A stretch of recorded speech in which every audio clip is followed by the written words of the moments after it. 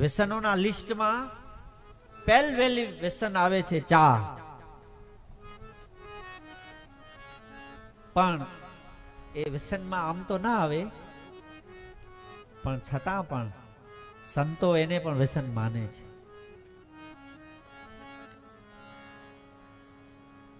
એના ઉપરથી શ્લોકો પણ લખાયા છે ચા ઉપરથી.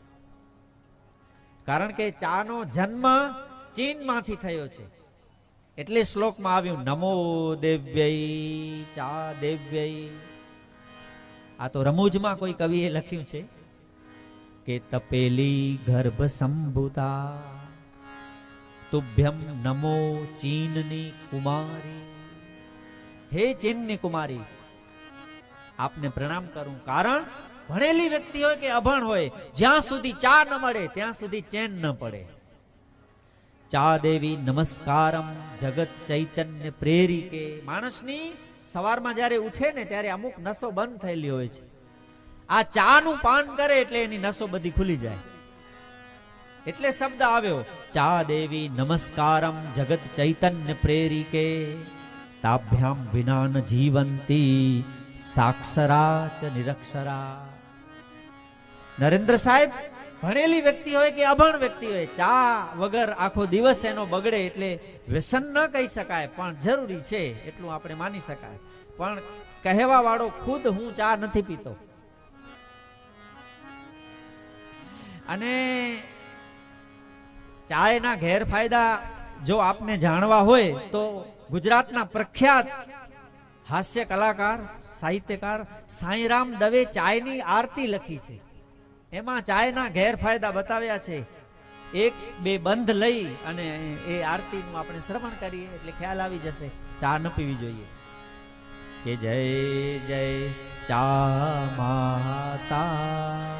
આ રમૂજમાં લખેલી આરતી છે કે માડી જય જય ચા માતા તારા દર્શન કરવા, તારા દર્શન કરવા લોકો હોટલમાં જાતા. કેવા બેઠા હોય ત્યાં પ્રેમથી, લાઈનમાં બેઠા હોય અને એ ચુસ્કીઓ લગાવે ત્યારે જે ન પીતા હોય એને પીવાનું મન થાય.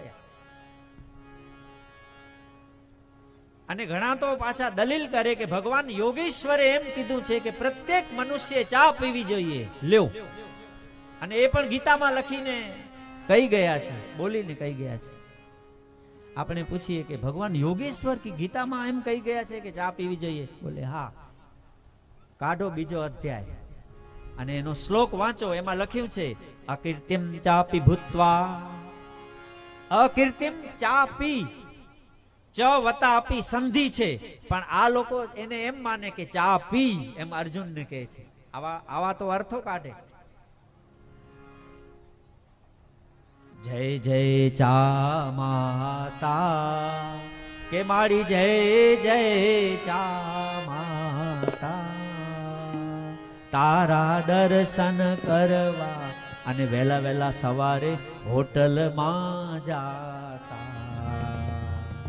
ઓમ જય ચા. અને છેલ્લી બે પંક્તિ લખે છે અંતમાં, ચા કોફી બે બહેનું પેટમાં જે ધરશે, પેટમાં જે ધરશે.